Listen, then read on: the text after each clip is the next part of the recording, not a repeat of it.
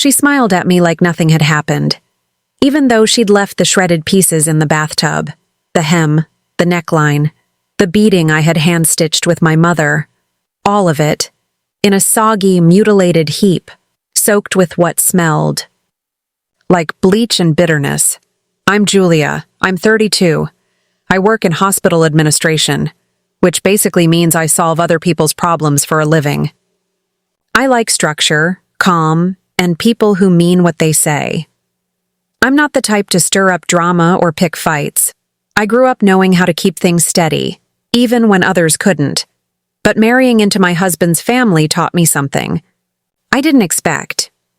Sometimes, no matter how quiet you are, someone will still try to provoke you, just to see if they can shake your peace. Before I get into what happened next, if stories like this resonate with you, hit that subscribe button. I've got more truth to share, the kind most people never say out loud. And before I keep going, tell me something simple. Where in the world are you watching from? I'd really love to know who's out there. Who else gets it? Before all this, my life was quiet. And I don't mean uneventful. I just mean it was mine. Peaceful, predictable, built the way I liked it. Not flashy, not perfect, but steady. I grew up in a one-bedroom apartment with my mom, who worked as a receptionist at a dental office and always had a stain of coffee on her scrubs. She was the kind of woman who remembered birthdays, not just mine, but my friends, my teachers, the woman at the laundromat. She taught me to be kind even when people don't notice. She also taught me to choose peace when given the option. Kind doesn't mean weak, she used to say. It means you know how strong you are and don't need to prove it. That shaped me. I never liked loud rooms or big drama. Even as a kid, I was the one helping classmates calm down during fights, the one cleaning up the art supplies no one wanted to touch. I carried that into adulthood, into my job managing operations, at a local hospital, where most of my day is spent untangling chaos with a clipboard and a calm voice. I like lists. I like clear expectations. And I like people who are what they say they are. So when I met Daniel, I felt relieved. That's the word I always go back to. It wasn't just butterflies or chemistry. It was this deep breath I hadn't known I was holding. We met at a small dinner party a mutual friend hosted. I remember he brought lemon tart instead of wine and said, "I like dessert more than small talk." It was honest and weird and a little dorky, and I liked it. He was quiet like me, but not withdrawn. Smart without being condescending. He'd worked in nonprofit finance for years and had this way of asking questions that made you feel seen. Our connection built slowly, not like a fire, but like a house, room by room, wall by wall. By the time we'd been together for a year, we knew we wanted to marry. No drama, no second guessing. He made the call, I picked the ring, and we told our families over brunch. That's when Evelyn entered my life in earnest. His mother. She'd always been polished. That's the word people use when they don't want to say cold. Hair perfect. Posture straight, smile controlled like it was being regulated by a PR firm. The first time I met her, she didn't ask a single question about me. Not one. Just told me Daniel used to have the worst taste in high school, and that I looked very organized. Whatever that meant, I tried to win her over, I really did. I brought flowers when we visited. I complimented her cooking. I sent her a birthday card with a note handwritten, even though I hadn't met her more than 3 times at that point. She smiled, but it never reached her eyes. It wasn't outright hostility. That would have been easier. It was dismissiveness. An invisible hand pushing me out of frame every time I tried to stand beside him.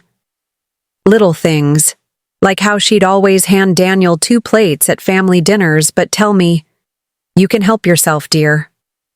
Or the time she gave me a book on etiquette for Christmas, after I'd spent months carefully planning her birthday gift based on things Daniel had told me she liked, or my birthday, which she accidentally forgot. and then laughed. It off with, "Oh, I thought you were a spring baby." "I'm not. I was born in October." Daniel brushed it off. "She's just awkward," he'd say. "She means well. That's just how she is." I let it go. Not because I didn't feel it. I did, every time. But I was raised to believe people are allowed to be complicated. That winning someone over takes time. And that maybe, just maybe, if I kept showing up kindly, eventually she'd see I wasn't here to take anything from her. Still, I couldn't ignore the feeling that Evelyn saw me less as her son's future wife and more as a threat to her position in his life. There were comments, small, veiled things that always came dressed as concern. "You two are moving quickly. Are you sure he's ready?" You know, some women marry men just like their mothers, but some try to change them. Or, my personal favorite, "It's good you have your own job. That way you won't be a burden." Daniel never heard these lines the way I did. To him, she was just being blunt. But to me, each one was a hairline crack in the idea that we'd all eventually get along. Despite it, we moved forward with love. I knew who Daniel was, and he knew me. We planned a small wedding, nothing extravagant, just close friends and family, an old converted greenhouse, a pianist instead of a DJ. I found a dress I loved in an old boutique 2 towns over, and I cried when I tried it on, which is not something I do often. Daniel's father was supportive, quiet like his son, but kind. He offered to help pay for the caterer. My mom helped with invitations. My best friend Rachel came in from Denver to help me set up the week before. Everything was simple, thoughtful, quietly beautiful. Just how I'd always imagined it. Except for Evelyn, who didn't like the venue, or the flowers, or the color of the bridesmaids' dresses. She didn't say so outright, of course. She just pursed her lips and said, "Interesting choice." More times than I could count, but still I thought we'd make it. We were so close. The ceremony was only days away. I told myself she'd settle down once the wedding was over, once she realized I wasn't going anywhere and didn't want to steal her son. Just love him. I thought kindness would win. I didn't know yet what she was capable of. The night before the wedding, I remember thinking, we're almost there. Rachel and I had checked into the little cottage we rented near the venue, this beautiful stone-walled place with ivy creeping up the back, and lavender bushes lining the walk. She was buzzing around, lighting candles, fluffing throw pillows, pouring us chamomile tea like we were prepping for a magazine shoot instead of trying not to spiral. The dress was in the closet, safe, steamed, hung up carefully with a little note from my mom pinned to the hanger. "You look exactly like yourself, and that's perfect." I'd read it twice that day already. The plan was to turn in early, wake up refreshed, and meet everyone at the greenhouse in the morning. But around 8 p.m., Daniel called. "Hey," he said. "Mom wants to drop something off for me. Cufflinks. She found that belonged to my grandfather. I told her I'd come pick them up tomorrow, but she insists it has to be tonight." I hesitated. "Is it really that important?" "She says they were from his wedding day," he replied with a sigh. "She's being sentimental, I guess." Sentimental wasn't the word I'd ever use for Evelyn, but I was too tired to argue. "Fine. I'll step out and grab coffee. She can swing by. Rachel's still here, but she's just finishing a call." He thanked me, said he loved me, and that was that. So I left. Walked down the street to the only cafe still open. Got a decaf latte I didn't really want and took my time sipping it.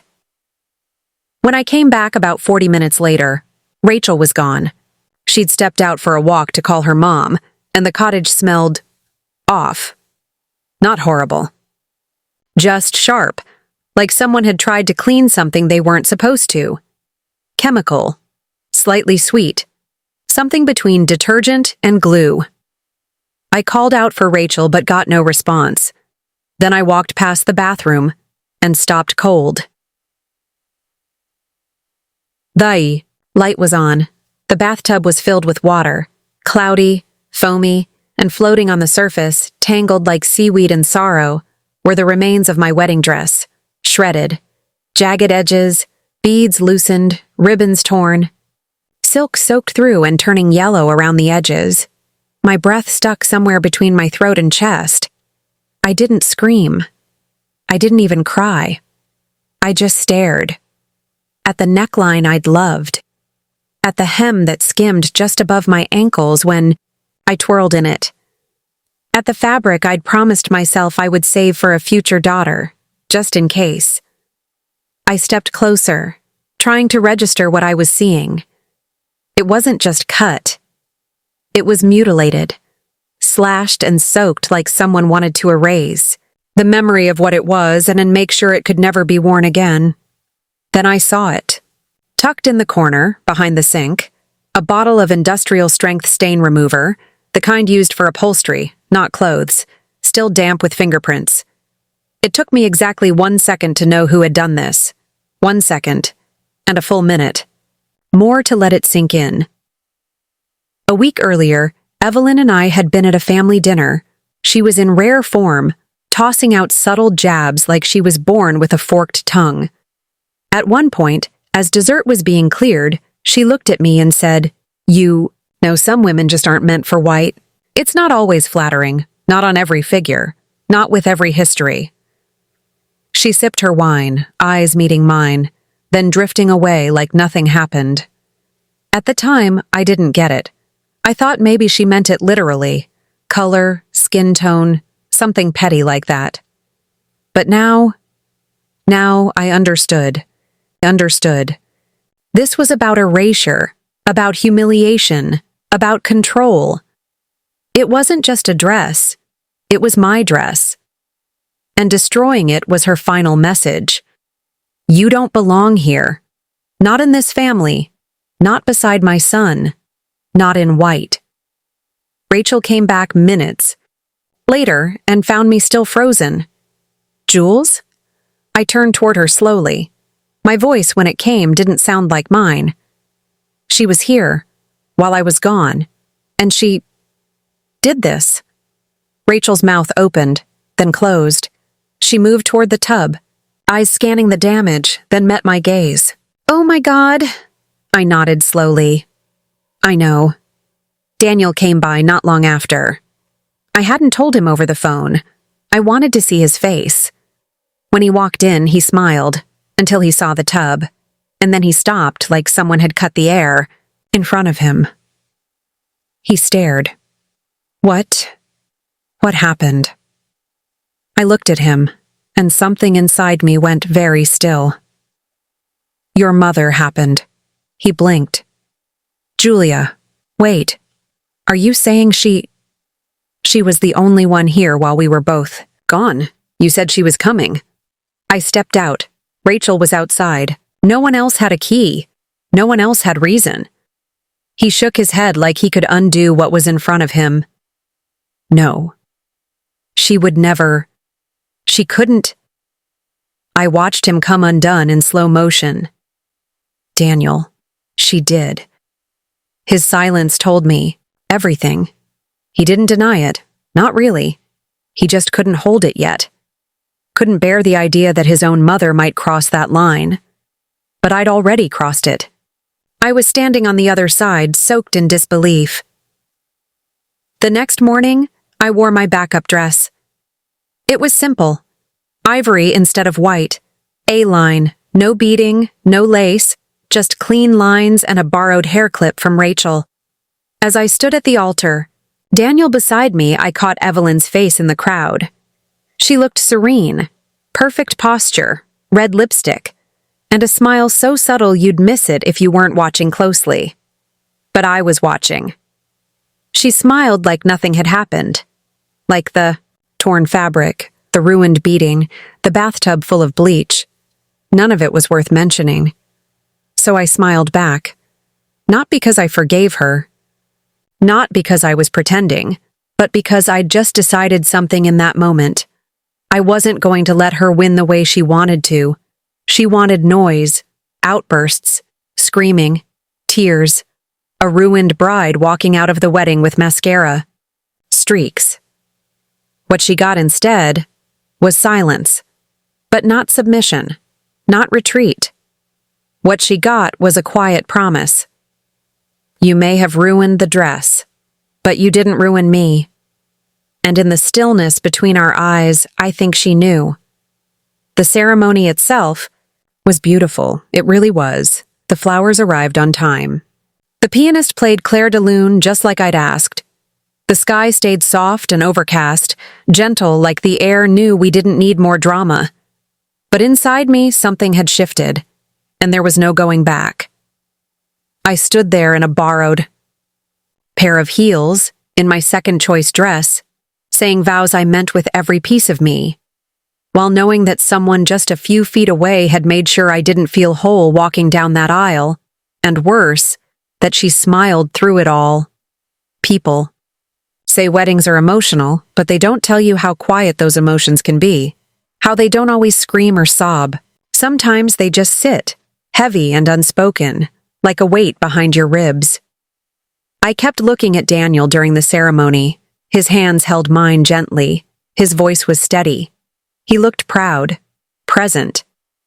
But every time my eyes drifted beyond his shoulder, Evelyn was there, calm, immaculate, and unbothered. The night before had changed everything for me, even if no one else could see it. Rachel had tried to talk me into confronting her. Jules, you can't just let this go. This isn't, let's keep the peace territory. This is psychological warfare. I remember standing in the little kitchen of our rental cottage, staring into my tea like it had answers. No, I said, but I don't think screaming at her would change anything. It's what she wants, a reaction, something she can twist and spin into me being unstable or dramatic. Rachel paced behind me. But you can't just do nothing. I'm not doing nothing, I told her. I'm watching, and that's what I did. I watched Evelyn closely the entire day. I watched the way she shook hands too tightly with my cousins, the way she leaned in too far when greeting the photographer, the way she walked around the venue like she owned it, even though she'd criticized every detail leading up to this day. During the reception, she came up to me with that same pleasant smile and said, "You look so adaptable. That shade suits you more than I expected." I said thank you. I said it with a smile that didn't reach my eyes. It was a compliment designed to be a dig. I knew it. She knew it. Daniel missed it. That was what hurt the most. Not the ruined dress. Not even the smugness Evelyn wore like a brooch. It was Daniel's blindness. Or maybe his choice to stay blind. He kissed my temple when the cake arrived. He whispered how perfect everything turned out. He clinked his glass and toasted to forever, and I wanted to believe him. But inside, I felt a new distance forming, not because I loved him any less, but because I was starting to realize what loving him might always require of me. A flashback hit me while I stood in the middle of the dance floor during our first dance. Soft lights above, his hand on my back, everyone watching. I remembered the time Evelyn had called me a pretty nurse in front of her friends, even though she knew I had a master's degree in healthcare systems leadership and managed a team of 30 staff. She'd said it like it was sweet, like she was being generous, and I'd let it slide because I thought she just didn't know better, because I wanted to believe she'd come around. But she did know better. She always had, and I had let it go, over and over again. Why? Why did I let it go on for so long? That was the question I couldn't stop asking myself. Between the speeches and the photographs, between the dancing and the thank yous, what was I trying to prove? That I was kind enough to win over someone who didn't want to be won? That I could marry peace into a family built on quiet control? I wasn't angry, not in the fiery, yell at the universe kind of way. I was disappointed. Deeply, quietly, and that kind of disappointment doesn't flare up. It settles in. Even Daniel felt different to me that day. Not because he'd done something wrong, exactly, but because I couldn't unsee what he wasn't ready to see. I loved him. Still do. But I knew then that love wouldn't be enough unless we both chose to grow in the same direction. The dress, I realized, was never just fabric. It was a symbol of being seen, valued, believed in. A ceremony of self, not just a ceremony of union. And watching it float in bleach and water the night before, I promised forever. That was Evelyn's way of saying, "You're not enough." But maybe it was also the moment I realized I was more than enough, not for her. Maybe not even for Daniel, unless he caught up. But for me. That day, I learned something else too. Something my mom used to say, but I never understood until now. Some people love control more than they love peace. And the only way to win with people like that is to never play their game. I didn't play. Not that day, not after. But I started planning. I didn't speak about the dress again after the wedding. Not to Daniel. Not to Evelyn. Not even to Rachel. But I never forgot. Something in me had hardened. Not in a bitter way, but in the way stone hardens under pressure. I wasn't going to yell, and I wasn't going to beg to be understood anymore. I was going to reclaim my peace, not through conflict, but through clarity. Evelyn thrived in silence, but I was about to show her what someone calm and strategic could do when they'd had enough. I started by doing what I do best, observing. I paid attention. I learned quickly that Evelyn's greatest pride wasn't her family, or even Daniel. It was her reputation, her social image. She sat on multiple charity boards, hosted luncheons for historical preservation societies, and acted as an unofficial gatekeeper of some very old-money social circles in town. She knew everyone. Or at least, she made sure everyone knew her, and she'd built a carefully controlled version of herself, the polished, generous, dignified matriarch. To most people, she was charming, refined, influential, and I knew that that version of her couldn't afford to be unmasked. So I started documenting things, nothing dramatic, just small moments, quiet things. The time she left me off a family group email but included Daniel. The way she intercepted a gift from my mother and forgot to mention it until weeks later. The comment she made about our future children. I hope they take after Daniel's side. Our genes are more refined. I didn't write these, down to use as weapons. I wrote them to keep myself grounded, to remind myself that I wasn't imagining the subtle cruelty, that the erosion was real, even if it was silent. At the same time, I began to build elsewhere. I made a point to connect with Daniel's extended family, not for revenge, but to reshape the narrative. Not with gossip, but with presence. At Sunday dinners, I helped with cleanup. When his cousins had babies, I sent thoughtful gifts. When his aunt had surgery, I brought homemade soup and stayed to visit. And I never mentioned Evelyn. Not once. I didn't need to, because authenticity shows. And the contrast, over time, began to speak for itself. People started calling me directly, inviting me to things, with or without Daniel. They began to see me as part of the family, not just Daniel's wife. And slowly, I could feel the ground shifting. But the real turning point came when I stumbled onto an opportunity that felt poetic. Through work, I'd been invited to join a new community health initiative, a task force, aimed at improving access to care in underserved neighborhoods. It was a panel of healthcare professionals, city officials, and yes, a few notable community figures. Evelyn was one of them. When I saw her name on the preliminary list, something inside me paused, not with fear, but with precision. Didn't ask to be added to the panel. I'd already been vetted. I didn't tell Daniel. I didn't tell Evelyn.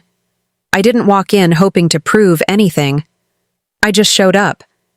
I wore a navy blazer, brought my data, spoke clearly, listened, thoughtfully, asked smart questions. And when it was my turn to present on how our hospital was reducing ER bottlenecks through mobile triage programs, I did it without notes. Halfway through the meeting, I felt her eyes on me. Evelyn sat 3 chairs down, her posture perfect, her face unreadable, but her fingers tapped against her lap every few seconds. A tiny, nervous rhythm. I didn't even look at her. Not until the end. That's when one of the panel members, a well-known donor in the community, turned to me and said, "Julia, your insight is exactly what we've been missing. We could use more people like you in these circles." I smiled and said, "Thank you. That means a lot." Only then did I glance sideways and meet Evelyn's eyes. Her face was still, but I saw it. The micro-expression, the flash of discomfort, the moment she realized. I wasn't beneath her. I wasn't trying to rise through her. I'd simply stepped into a room where I belonged, and she hadn't seen it coming. After the meeting, she approached me. Her smile was tight. "You never mentioned you'd be joining this group." "I didn't know you needed me to," I said gently. "I assumed we were both here for the work." She paused. I watched her search for something to say. Something that wouldn't sound like a challenge, but still reassert her place. "I've been involved with this initiative since its inception," she said. "And I'm glad," I replied. "That means we're aligned on something." And then I walked away. Not rudely, not dismissively, just peacefully. That's what shook her. The peace, because it wasn't passivity. It was presence. She couldn't control me anymore. She couldn't define me as just Daniel's wife. She couldn't erase my worth by ignoring me in rooms that now recognized me independently of her. I didn't raise my voice. I didn't expose her past behavior. I didn't need to. I simply became undeniable. It happened over dinner, not the kind of dinner where people argue, but the kind where people pretend everything is fine. 3 months had passed since the wedding. The tension between Evelyn and me had turned into something colder than conflict. Polite silence. Daniel and I had settled into a rhythm. Not perfect, but present. He had started to notice things more. Asked questions he hadn't asked before. I didn't push. I let him arrive there on his own. But Evelyn had begun circling again. She'd started calling more often, offering suggestions about our apartment, sending emails about family holiday plans that left me out of the CC list.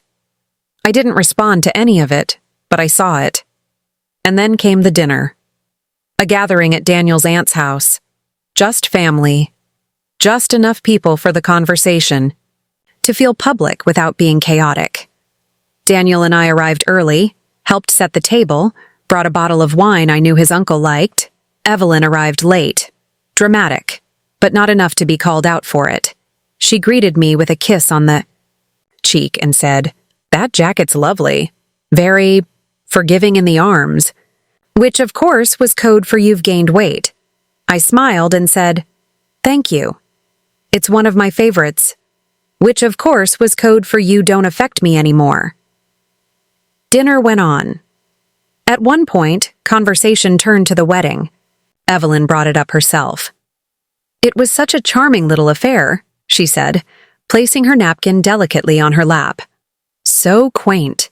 And Julia handled the last-minute changes so gracefully." I looked up slowly. Yes, I suppose I did. There was a quiet shift in the air. Rachel, who had flown in for the weekend and was seated beside me, gave me a small glance. Daniel, across the table, reached for his glass of water. That's when I decided. Not to embarrass. Not to retaliate. But to finally say out loud what I had carried quietly for too long. I placed my fork down, looked directly at Evelyn. "You know," I said softly, "I've never actually shared what those last-minute changes were." She tilted her head, still smiling. Oh? I nodded. My original wedding dress was destroyed, the night before the wedding, cut, bleached, and left in the bathtub of the cottage I was staying in. The room went still. I don't say this for sympathy, I continued. I say it because it happened. And for a long time I didn't speak about it, out of grace, out of fear of being called dramatic, out of love for this family. But grace doesn't mean silence. And silence is not the same as peace. Daniel sat up straighter. His face had lost all color. Evelyn's smile stiffened. That's a terrible thing to happen, she said lightly. I hope whoever did it was caught. I leaned forward, just slightly. You know, Evelyn, it's funny. The day you came to drop off those cufflinks for Daniel, you were alone in the cottage. You had access to the closet. You knew where the dress was. That's quite an accusation, she said, her tone still sweet but her eyes narrowing. I'm not accusing, I said gently. I'm sharing facts. And one more. When I found the dress, there was a bottle of industrial cleaner still open on the floor. The same brand you've mentioned using to clean antique linens. I let the silence settle. Daniel was looking at her now. Really looking. Mom? He asked quietly. She said nothing. But the damage was already done. The air around the table had changed. No one was yelling. No one needed to. The truth had arrived like fog. Slow, quiet, and impossible to ignore. Evelyn's brother cleared his throat and shifted uncomfortably. Her sister-in-law stared into her wine. A cousin suddenly found the centerpiece very interesting. It wasn't confrontation. It was collapse. Still, I didn't gloat. I turned to her calmly. I'm not asking for an apology, and I'm not interested in a fight. I just want it understood. I saw what you did. I've known for months. I chose not to expose it because I believed it was more important to show you who I am than to punish you for who you've chosen to be. Evelyn opened her mouth, but I held up a hand. And one more thing, I added, reaching into my purse and sliding a small envelope across the table toward her. This is for you. She stared at it for a long moment before opening it. Inside was a note, handwritten in simple black ink. We don't need to like each other, but you will respect me. I watched her read it. No drama, no gasps, just that same perfect posture. But her face had lost its control. Daniel placed his hand over mine. I'm sorry, he said softly, but loud enough for others to hear. I should have seen it. I should have believed you the first time. Looked at him and nodded. You see it now. That's what matters. Evelyn didn't say another word for the rest of the evening. The conversation shifted. Slowly. People talked about the food, the weather, their kids. But they talked around Evelyn. Not with her. She was still in the room. But she wasn't at the center anymore. And for the first time in a long time, I was. Not because I demanded it, but because I'd earned it. Quietly. After that dinner, something shifted, not just around me, but within me. I'd spent months walking on eggshells hoping to be accepted, believing that if I stayed soft, respectful, and composed, the people who misunderstood me might eventually see me clearly. But I learned something deeper. Sometimes, clarity only comes when you stop trying to be understood and start simply being seen. Daniel changed after that night, too. He sat with me the next morning in silence, holding my hand over cold coffee, and said the words I didn't know I needed to hear. I failed to protect you from something I didn't want to believe was real, and I won't make that mistake again. He meant it. He started therapy soon after. Not just for the wedding, not just for Evelyn, but to unpack years of patterns, of quiet denial, of letting discomfort go unchecked in the name of family peace, and to his credit, He did the work. He began setting real boundaries with his mother, shorter phone calls, less tiptoeing, more truth, and he started seeing me more clearly, not just as his wife, but as a person with limits, with a voice, with a right to feel safe, even when it meant making others uncomfortable. Evelyn, for her part, stayed distant, not cold, not cruel, just absent in the way that people are when they no longer hold the power they once did. I didn't chase her. I didn't try to patch things up. There was no dramatic fallout, no tearful reunion, just distance. And in that space, peace bloomed. I learned that silence can be many things. Sometimes it's fear. Sometimes it's repression. But sometimes, when chosen wisely, it's power. A declaration that you won't be pulled into the mess, that your dignity is not up for debate. The dress I never got to wear? It's not the thing I grieve anymore. What I wore instead, that backup dress, plain and unadorned, ended up being more symbolic than I could have imagined, because I didn't walk down that aisle wearing beaded silk. I walked down wearing something stronger, a spine, a voice. A vow to never again shrink myself to fit someone else's comfort. Now, months later, life feels steadier, realer. Not perfect, but finally, mine. Daniel and I share a small morning ritual now. Every Sunday, we sit on the balcony with our mugs of tea. We journal. Sometimes we talk, sometimes we don't. But last weekend, I looked down at my hand, at the ring he placed there. And for the first time, I thought not about the dress that never was, or the sabotage that almost broke. Me? I thought about how far I'd come, how quiet doesn't mean weak, how speaking softly doesn't mean you lack strength, how truth, when delivered calmly, still shakes walls. And I thought about the women out there, maybe even watching this, who've been told they were too sensitive, too polite, too accommodating. To you, I say, there's nothing wrong with being gentle. Just make sure your gentleness includes yourself. And if your silence is costing you your peace, then maybe it's time to speak, even if it's just once, even if it's just for you. So I'll end with this, not for Evelyn, not even for Daniel, but for anyone who's ever held their tongue when they should have spoken. Have you ever stayed silent when you should have spoken up? Or waited until the moment was right to say everything? Tell me your story. I'll be here to listen.